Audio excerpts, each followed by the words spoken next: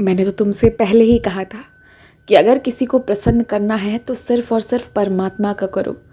ये जो इंसान है ना, इसमें कोई ना कोई तुमसे नाखुश भी होगा।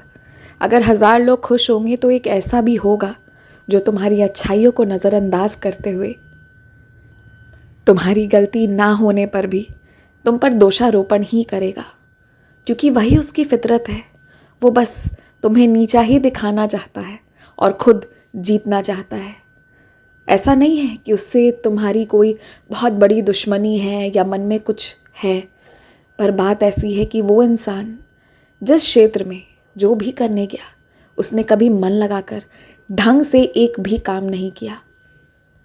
जहाँ अपने लिए खड़े होने की बात होती थी, वहाँ वो खुद के लिए भी खड़ा ना रहा, और आज उसका अंजाम ये हो गया है कि अब वो सही को गलत और गलत को सही ऐसा कहना शुरू कर दिया है। तो जो ऐसे बच्चे तुम्हारी ज़िंदगी में आते हैं ना, जो तुम्हारे सही रहते हुए भी बार बार हर बार ज़ोर ज़ोर से तुम्हें गलत कहकर, तुम्हें गलत ठहराने की, तुम्हें समझाने की कोशिश करते हैं कि तुम गलत हो और बेकार हो, वैसे लोगों के लिए बहरे हो जाओ। वैसे लोगों की बातें ना सुनो, फिर चाहे वो कोई भी क्यों ना हो। अपना हक लेना सीख लो। मैं तुमसे ये नहीं कहता कि तुम बुरे इंसान बनो या फिर अपना दबदबा सबके सामने बनाओ, लेकिन जो तुम्हारे हक है ना, उन्हें कभी मत छोड़ना। क्योंकि अगर आज छोड़ने की शुरुआत कर दी ना, तो कल को यही तुम्हारा आदत बन जाएगा। झुक जाना जहाँ ज़रूरत हो, बिल्कुल झुक जाना, बचा लेना रिश्ते, लेकिन अपनी इज्जत को हर जगह हर समय दांव पर भी नहीं लगाया जाता है। इस बात का ध्यान रखना। मैंने तुम्हें बार बार कहा है, तुम गलत नहीं हो, तुम सही हो।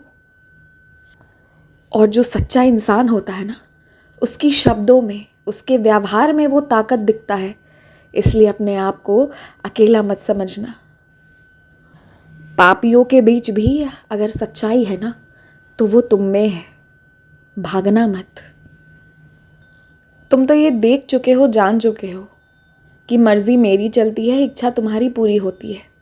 और अगर इच्छा गलत रही या उससे तुम्हारा अहित होना है, तो मैं तुम्हारा मन बदल देता हूँ। तो इसलिए जिसने जो भी करना चाहा वो नहीं कर पाया, तो अपने मन में कुछ मत रखना, कुछ भी मत। अपना मन खाली रखो, सिर्फ मेरे लिए रखो, सिर्फ मुझ में रखो। तुमने किसी और का पैसा किसी और को दे दिया था, लेकिन उससे पहले तुमने क्या निर्णय किया था कि जिस इंसान ने तुमसे पैसा नहीं लिया और तुम्हें निःशुल्क सेवा दी थी, उसके बदले तुम कुछ राशि मंदिर में रखाओगे। यही सोचा था ना तुमने। तो फिर भले ही तुम किसी और ज़रूरतमंद को वो पैसा दे आए हो, लेकिन मंदिर में 1 रुपया ही ज़रूर पर चढ़ाना अच्छी बात होती है। तुम मंदिर के बाहर से तो नमस्कार करके कई बार जाते हो, पर कभी अगर मौका मिले तो अंदर भी प्रवेश करना। तुम्हारी राहें अंदर भी देखी जाती हैं। तुम तो बहुत खुश नसीब हो, बहुत ज़्यादा, क्योंकि इंसान नहीं, तुम्हारा इंतज़ार परमात्मा करता है कब मेरा बच्चा आए और मुझसे प्रार्थना करे, मुझसे प्यार करे। तुमने जो वो आंसू रोए हैं ना, कभी ईश्वर की याद में, तो कभी उन गुनाहों, उन दुख को झेलते हुए, उन सब में बहुत सच्चाई थी।